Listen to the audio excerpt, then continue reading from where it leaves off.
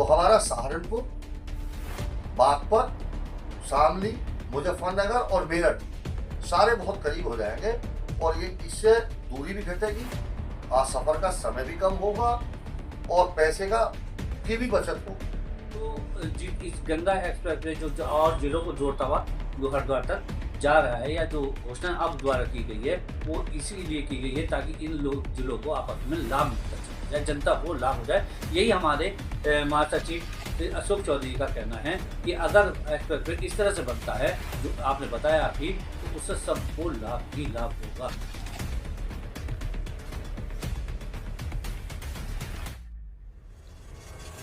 हाल ही में गंगा एक्सप्रेसवे को लेकर के एक मुद्दा बहुत गरमाया था, जो काफी चर्चा का विषय बना।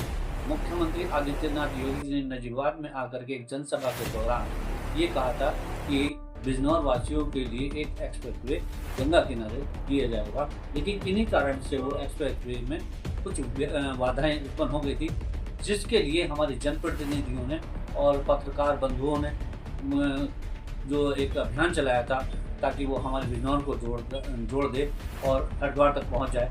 उसी में हमारे महासचिव गालोद श्री अशोक चौधरी जी से जानकारी चाहेंगे कि अगर ये एक्सप्रेसवे बनता है तो इससे कितने जिलों को लाभ होगा और जनपद बिजनौर को कितना लाभ।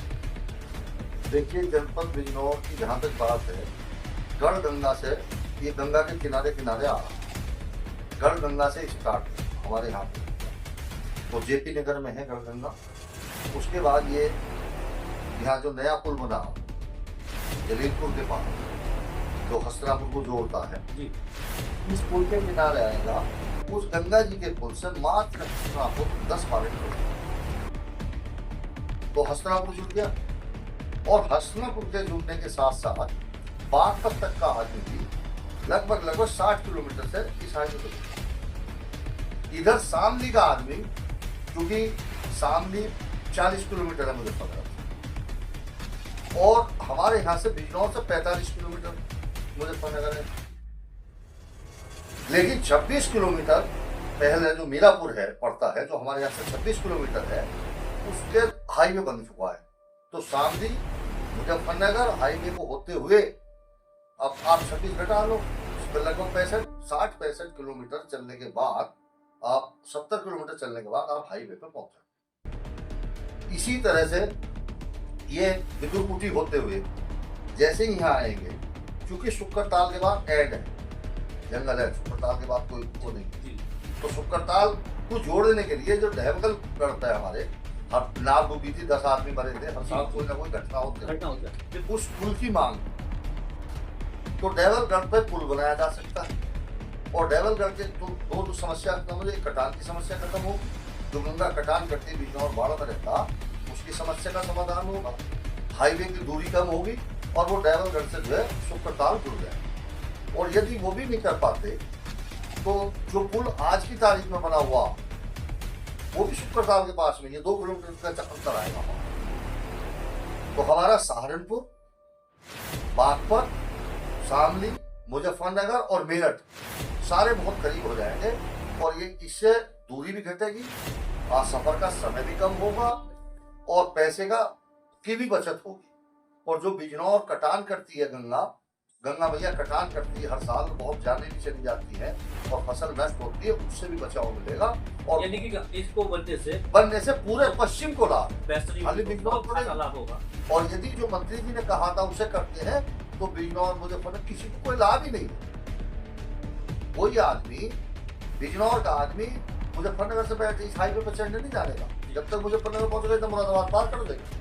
तो आपका कहने का मतलब ये है कि जो गंगा एक्सप्रेसवे बनाया जा रहा है उसको आम जनता को नहीं, आम जनता के साथ साथ जितने व्यापारी हैं उनको भी लाभ होगा, जितने औद्योगिक क्षेत्र हैं उनको भी लाभ होगा, और जितना जो सरकार का जो पैसा है, बजट है, उसको भी लाभ होगा, उसको भी खर्च कम होगा। तो इस गंगा एक्सप्रेसवे जो और जिलों को जोड़ता हुआ जो हरिद्वार तक जा रहा है, या जो घोषणा अब द्वारा की गई है, वो इसीलिए की गई है ताकि इन जिलों को आपस में लाभ मिल सके या जनता को लाभ हो जाए। यही हमारे महासचिव अशोक चौधरी का कहना है कि अगर एक्सप्रेसवे इस तरह से बनता है जो आपने बताया अभी, तो उससे सबको लाभ ही लाभ होगा। मैं इसमें आदरणीय योगी आदित्यनाथ जी, हमारे मुख्यमंत्री जी का मैं आभार व्यक्त करता हूँ, क्योंकि उन्होंने कंफ्यूज जो हुआ था इसको दूर सदन के बीच किया है। और मुख्यमंत्री किसी एक जिले के नहीं होते, वो पूरे प्रदेश के हैं, उन्हें सब समान है। इसीलिए हम भी जनप्रतिनिधि हैं, समाज सेवक हैं, तो बिजनौर के साथ साथ जितने बिजनौर का मान सम्मान करते हैं उनका भी पुलिस वगैरह शांति का भी करते हैं। एक्सप्रेस वे आम जनता के लिए बन रहा है, ना कि किसी के व्यक्ति विशेष के लिए, व्यक्ति विशेष के या किसी क्षेत्र के लिए। ये यहाँ से इतना लंबा एक्सप्रेस वे बनाया जाता, इसके लिए मैं सरकार को धन्यवाद देता हूँ और जल्दी जल्दी इस पर काम शुरू हो। लेकिन जो मैंने बताया है, इस सर्वे को मेरे को कोई फेल नहीं कर सकता, इससे हमारे पूरे पश्चिम को लाभ। आपने जो बताया वो जो सर्वे अगर कराया जाए, इस सर्वे के अनुसार बनाया जाता है तो सरकार को और जनता को लाभ, हाँ, जनता को लाभ, पैसा भी सरकार का बचेगा, हाईवे पे चलने में समय बचेगा, दूर का हो जाए। धन्यवाद।